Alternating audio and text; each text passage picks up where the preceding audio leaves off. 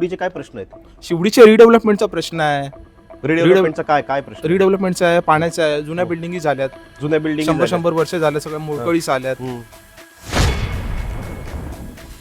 हे नवीन जे आले त्यांनी ती संधी घेतली पाहिजे असं मला वाटतं. काय वाटतं अनुप तुम्हाला? आता तुम्ही त्या ज्या मुंबईच्या दक्षिण मुंबईच्या परिसरात राहतात, तुमच्या आजूबाजूला सगळे मराठी मुलं आहेत, हो. सगळे नवीन आहेत. तर काय वाटतं याच्यामध्ये? तुम्ही पाहिलं आतापर्यंत नवीन शाखेमध्ये आलेला मुलगा ज्याच्यामध्ये खूप वृत्ती असते की काम करायचंय मला काहीतरी, त्याच्यासाठी पैसा मिळवणं महत्वाचं नाहीये, त्याच्यासाठी त्या भागासाठी काम करणं महत्वाचं आहे.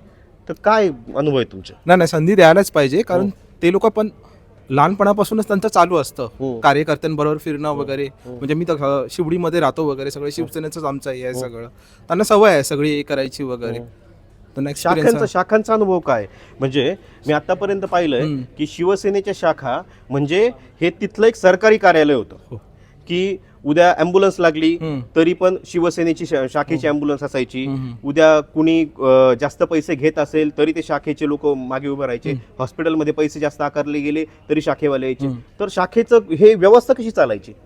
शाखेची व्यवस्था म्हणजे सगळं त्यांचं हे असायचं, फोन नंबरवर वगैरे याच्यावर चालायचं. मग आम्ही नगरसेवकांना वगैरे कॉल वगैरे करायचो वगैरे, आणि त्याप्रमाणे त्यांच्या ओळख बिळख असतात तिकडे, त्याच्याप्रमाणे ते सगळं चालायचं. हो. एकंदरीत शाखेचा म्हणजे मी आतापर्यंत पाहिलेला अनुभव असा आहे ना की शाखा ही अशी जागा होती की ज्या ठिकाणी लोक येऊन त्यांच्या समस्या मांडायचे आणि त्या शाखेतून त्यांच्या लेवलला सॉल्व्ह केल्या जायच्या. ही शाखा होती. पण आता शाखेचे पण दोन भाग झालेत. एक उद्धव ठाकरेंच्या त्याच भागात असतात, उद्धव ठाकरेंची शाखा आणि शिंदेची शाखा.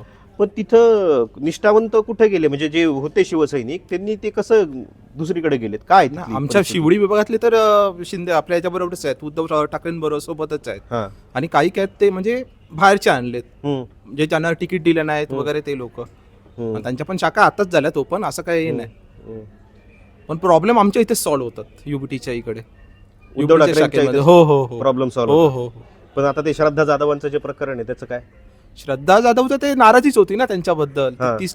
30 वर्ष कंटिन्यू नगरसेवक आणि एक टर्म हे होत्या, महापौर होत्या, पण त्यांना काय करता आलं नाही. आणि ते काय प्रश्न होते? शिवडीचे काय प्रश्न आहेत? शिवडीचे रिडेव्हलपमेंटचा प्रश्न आहे. रिडेव्हलपमेंटचा काय प्रश्न? रिडेव्हलपमेंटचा आहे, पाण्याचा आहे, जुन्या बिल्डिंगी झाल्यात, जुन्या बिल्डिंग 100 वर्ष झाल्या, सगळ्या मोडकळीस आल्यात, प्रॉब्लेम आहे त्यांना. आणि हे होतं लिकेजचा वगैरे सगळा प्रॉब्लेम आहे. सगळे मराठी लोक राहतात. सगळे मोस्ट ऑफ मराठीच आहेत.